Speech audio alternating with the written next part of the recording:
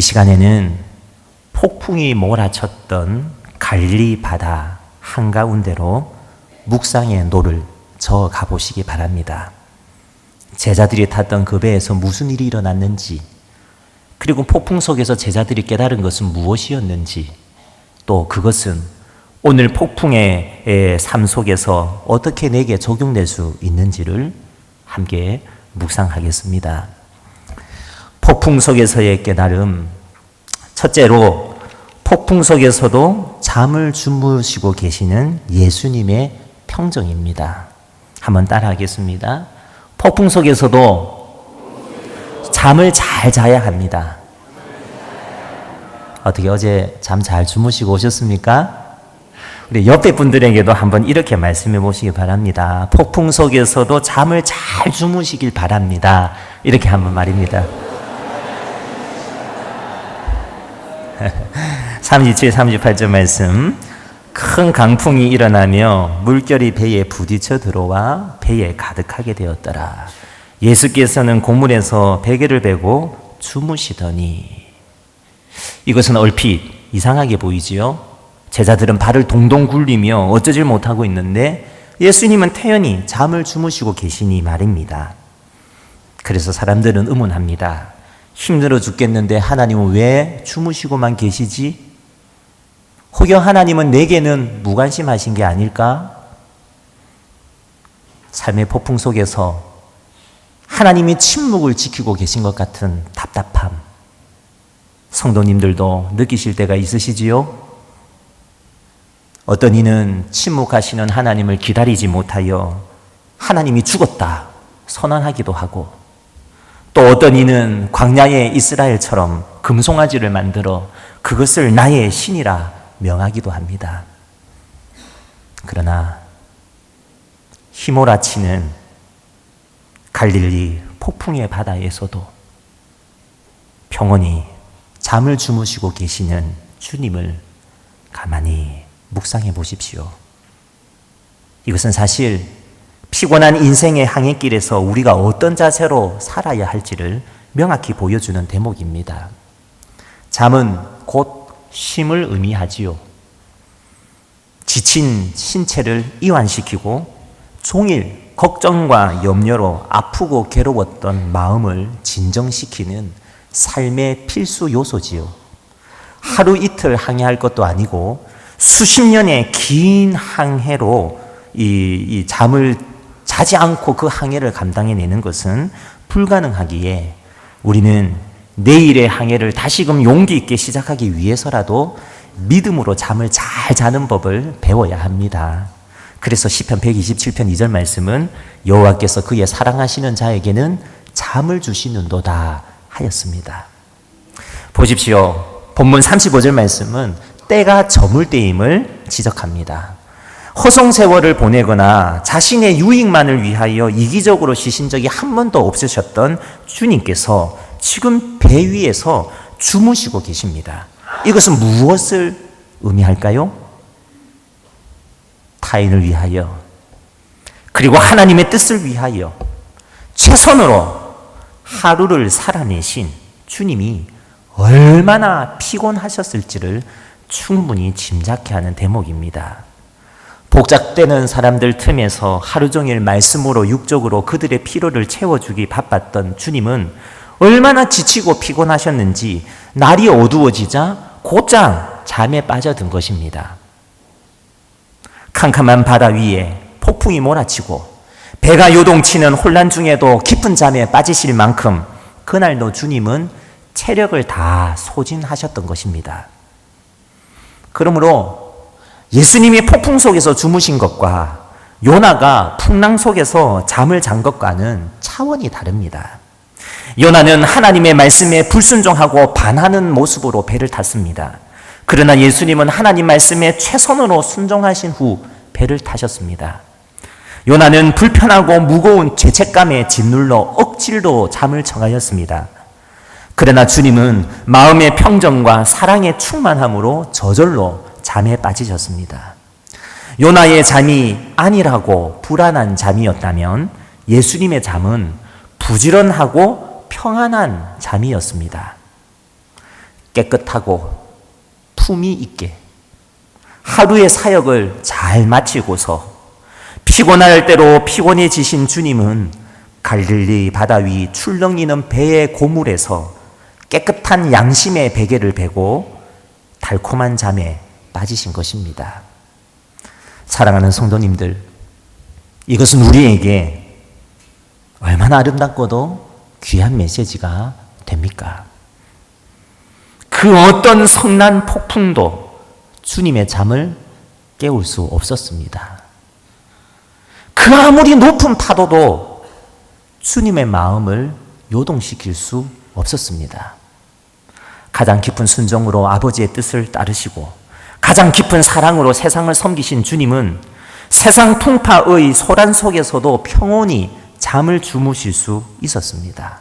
입술로 하나님의 나라를 선포하신 것처럼 주님의 마음은 하나님의 나라로 충만하셨습니다. 그래서 배 안에 파도가 밀려들고 두렵고 웅성거리는 그 혼잡 속에서도 주님은 평안의 잠을 유지할 수 있었습니다. 이것은 분명 우리의 믿음 없음과 우리의 가벼운 신앙을 반성하게 하지요. 조그마한 변화만 생겨도 죽겠다고, 상처받았다고, 마음이 아프다고, 내가 멍들었다고 울부짖는 우리의 연약한 마음과 참 대비되지요. 세상의 각종 위험이나 두려움이라는 것이 하나님과 연합해 있는 성도의 평정을 근본적으로 깨뜨릴 수는 없다는 것을 잘 깨닫게 합니다. 우리는 세계의 모든 소란과 풍랑 속에서도 평온히 잠들 수 있는 예수님의 깊은 내면 세계를 닮아야 하지 않겠습니까? 폭풍 중에도 잠에 빠지실 만큼 하루하루를 매 순간을 최선으로 일하셨던 주님의 성실을 우리도 본받아야 하지 않겠습니까? 폭풍이 몰아치는 불안과 공포 속에서도 내게 주어진 소명의 길을 중단하지 않겠다는 것.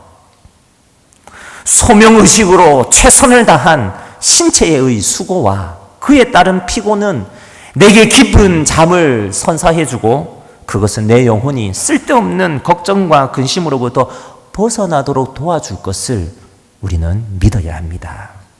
사랑하는 성도님들, 피곤이 눈꺼풀을 뒤덮을 정도로 하루하루를 성실하게 일하시고 저녁이 되면 어김없이 평강의 잠을 청하실 수 있으시기를 축복합니다. 바다에서 파도가 멈추기를 바라는 것은 참 어리석은 일이지요. 바람이 불지 않는 바다, 폭풍우가 존재하지 않는 바다는 존재하지 않습니다.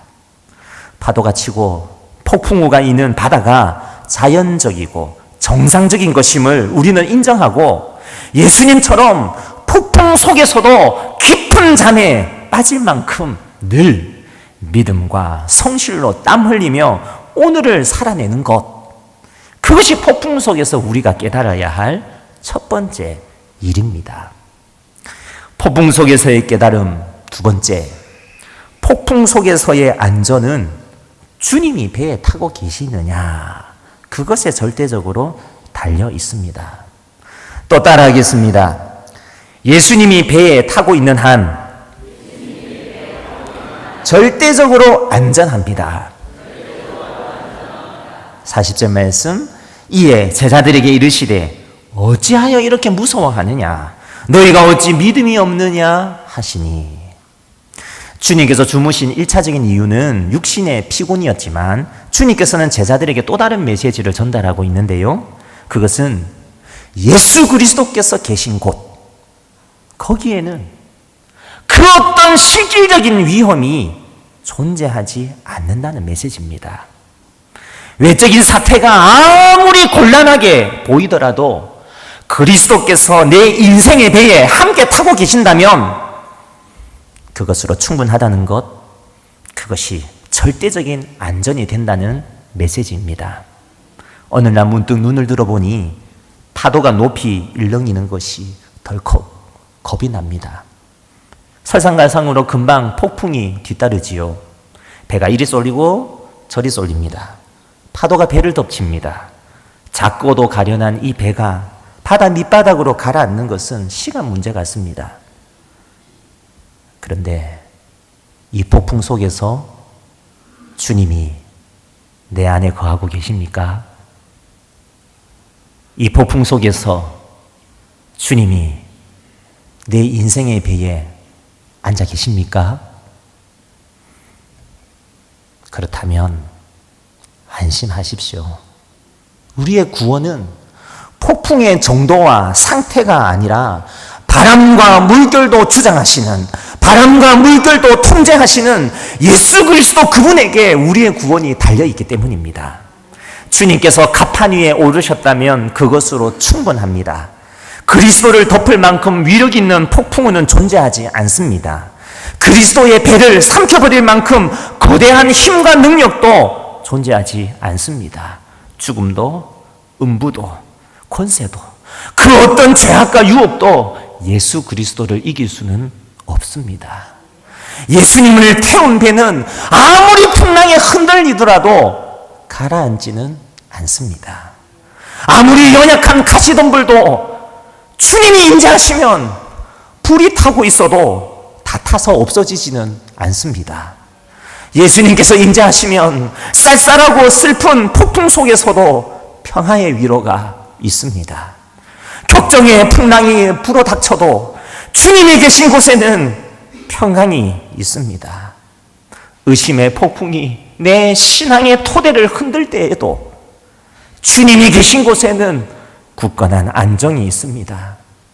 즉, 모든 종류의 폭풍 속에서도 우리는 예수님과 함께 평안을 얻을 수 있습니다. 그러므로 필요한 것은 예수님을 배 안에 모시는 것입니다. 예수님을 선장으로 받아들이는 것입니다. 인생의 바다가 잔잔하게 흘러가건 혹은 예기치 않은 폭풍우가 몰아치건 주님을 내 삶의 배 안으로 모시고 이 배를 운전하는 키를 주님에게 맡기는 것입니다. 여행을 해보셨을 것입니다. 여유와 쉼을 즐기고 자연과 교통함으로 재충전도 하고자 우리는 한 번씩 훌쩍 여행을 떠나지요. 그런데 어떤 사람은 마치 누가 뒤에서 쫓아오듯이 목적지에 꼭 정해진 제 시간에 도착해야만 성이 차는 것 같습니다. 그러나 얼마나 빨리 그곳에 도착하는가, 거기에 집착하는 사람은 분명 여행을 많이 해보지 않은 여행 초보자이거나 아니면 여행의 목적과 맛을 잊어버린 사람일 것입니다. 대부분의 여행은 빨리 가는 것보다 느리게 가는 것이 더 행복하고 더 많은 것을 보고 배울 수 있습니다. 어디에 가느냐, 그것보다도 어떻게 가느냐, 누구와 함께 가느냐, 그것이 훨씬 더 본질적인 문제이지요. 얼마나 빠른 속도로 얼마나 높이 올라갔는가, 얼마나 많이 벌었는가, 얼마나 성공했느냐 식의 속도주의나 성장주의 그 자체는 예수님과 함께하는 인생의 항해에서 큰 의미가 없을 수도 있습니다. 정말 중요한 것은 예수님과 얼마나 오랫동안 어떻게 한 배를 타고 주님과 함께 항해하느냐이지요. 한 번은 누가 저에게 물었습니다. 목사님, 힘들게 등산은 왜 합니까? 어차피 내려올 건데, 뭐하러 그렇게 쎄 빠지게 올라갑니까? 웃고 말았지만 보십시오. 등산의 목적은 꼭대기에 올라가는 것만이 아닙니다. 새소리, 물소리, 바람소리, 생명들이 움직이는 소리, 그리고 헉헉대는 내 숨소리, 터벅터벅 내 발자국 소리도 들어가면서 살아있는 숲을 보고 듣고 또 살아있는 나를 느끼는 것. 한참을 땀 흘려 능선에 올라 탁 트인 전망을 조망할 때면 송골송골 이매아에 맺힌 땀방울을 시원하게 간지럽히는 산바람의 그 향내나는 맛. 산을 맛보고 산을 느끼고 산 속에 내가 있고 내 안에 산이 들어오는 것. 이런 게 좋아서 등산하는 것이지, 경쟁하듯이 그냥 정상에 빨리 올라갔다가 얼른 내려오는 것이 그런 것을 위한만은 아닐 것입니다. 우리 인생도 마찬가지지요. 조금 성공하지 못해도, 조금 못 벌어도, 조금 더디 가도 괜찮습니다. 중요한 것은 주님과 함께 가는 것이지요. 중요한 것은 주님과 함께 있는 배 안이 가장 행복하고 가장 안전한 기쁨의 자리인 것을 믿는 것이지요. 그러므로 우리는 바다 물결의 거친 정도에 따라 우리를 향한 예수님의 돌보심을 의심하거나 우리의 제자도가 변질되어서는 안 될 것입니다. 기억하십시오. 주님은 우리가 원하기만 하면 언제든지 우리 인생의 배에 타실 것입니다. 우리와 함께 출발하실 것입니다. 주님의 발 밑에서 배우려고만 든다면 주님은 지금 당장이라도 내 선생이 되시고 나의 친구가 되시고 나를 책임져 주실 것입니다. 이에 우리는 주님을 영접할 뿐만 아니라 영접을 뛰어넘어서 주님이 계신 그곳에 늘 자리를 잡고 있어야 합니다. 평안한 곳에서만이 아니라 위험한 곳에서도, 즐거운 만찬의 시간 때만이 아니라 불안정한 저녁 항해 때에도, 심지어 폭풍우 속에서도 주님께서 이 배 안에 계시다면 그것으로 족한 것입니다. 폭풍 속에서의 깨달음 세 번째, 주님은 폭풍 속에서의 기도를 결코 외면하지 않으십니다. 끝으로 따라하겠습니다. 폭풍 속에서의 간구를 주님은 외면하지 않습니다. 이것을 믿으시지요? 갈릴리 호수는 갑작스런 폭풍으로 참 유명했습니다. 해수면보다 무려 180m나 낮은 위치, 상상을 해보십시오. 바다의 해수면보다 180m나 더 낮은 위치에 존재했던 이 갈릴리 호수는 사방을 둘러싸고 있는 이 깊은 좁은 그 협곡들, 이 협곡들이 산에서 내려오는 그 찬 바람을 끌어당기는 그런 커다란 깔때기 역할을 했다고 하지요. 그래서 푸른 하늘 아래 잔잔한 물결이다가도 돌연 협곡을 따라 거세게 내려온 바람이 수직으로 호수를 내려치면서 폭풍이 일어났다 합니다. W.M. 톰슨이라는 작가는 갈릴리 해변에서의 경험을 이렇게 기록하였습니다. 해변에 천막을 세웠는데 3주를 밤낮으로 무서운 바람을 맞으며 견디었다. 우리는 모든 천막 로프에 이중못을 박아야 했고 천막이 통째로 날아가는 것을 막기 위해 몇 번이나 나무끼는 천막에 대롱대롱 매달려 있어야 했다. 호수 전체가 노한 듯 휘몰아쳤고 파도는 반복해 천막문을 두드리고 맹렬하게 밧줄을 쳐서 말뚝이 빠지려고 했다. 바람은 맹렬할 뿐 아니라 갑자기 몰아쳐 왔고 어떤 때는 하늘이 완전히 맑은 때도 그러했다. 이것이 바로 그날 저녁 배에 휘몰아쳐 제자들의 생명을 위협했던 폭풍의 모습이었습니다. 삶에서도 이런 폭풍이 언습할 때면 우리들은 당황하여 주님을 바라봅니다. 그런데 주님께서는 잠들어 계신 것처럼 보이지요? 그분의 음성을 듣기가 어렵지요? 그분의 눈이 닫혀져 있는 것 같고 자꾸만 하나님이 숨어 계신 것 같지요? 이번엔 다시 배가 반대 방향으로 쏠립니다. 몸도 마음도 중심을 못 잡고 한쪽으로 쏠려 휘청거립니다. 주님께서 아직도 잠을 주무시고 계시다는 것이 이상한 마음이 듭니다. 그래서 우리는 놀란 마음에 기도하지 않으면 내가 죽겠구나, 기도하지 않으면 안 되겠구나 결론에 이르게 되지요. 사실 오래전에 이미 정신을 차리고 기도했어야 했습니다. 배의 줄을 단단히 묶느라 바빴고 돛을 세우느라 여념이 없었고 배 안으로 들어온 물을 밖으로 퍼내고 항해하는 일에 온통 정신이 달려 있었습니다.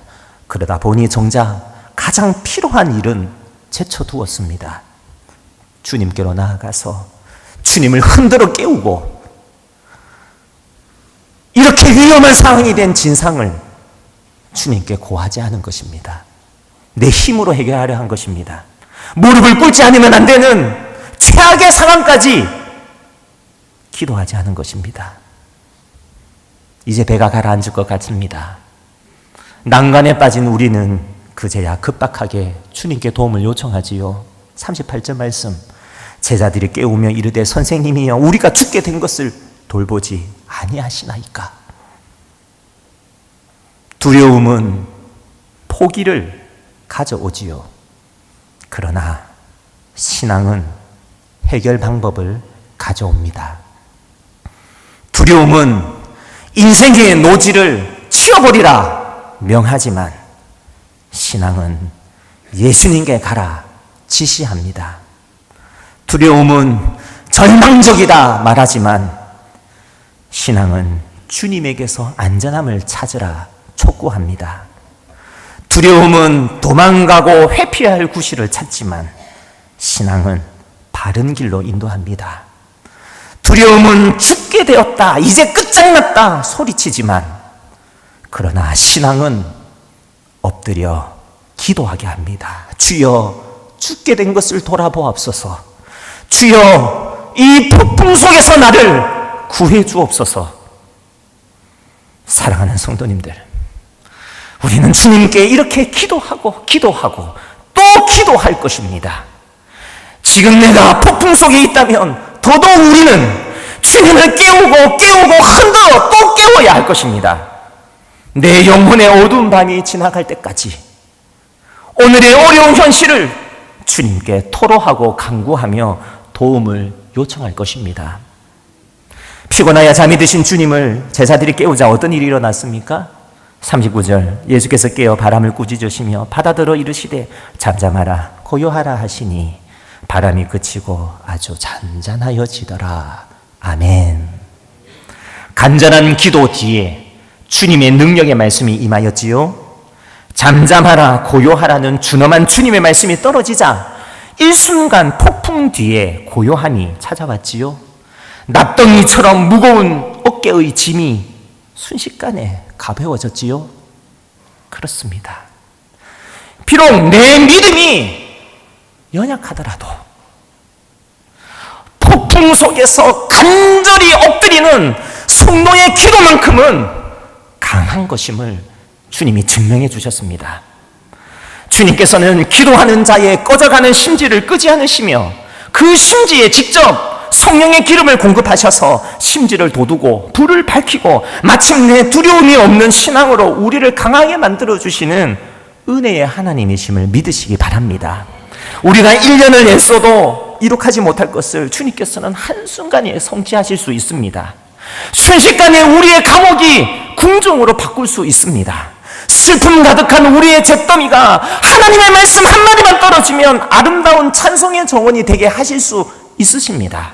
눈 깜짝할 사이에 영적인 죽음이 천상의 생명으로 꽃 피어나게 하실 수 있습니다.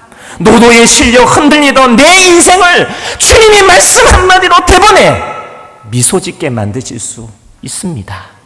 이러한 은혜, 이러한 평강, 이러한 기쁨, 이러한 말씀의 능력을 사모하시기를 축복합니다.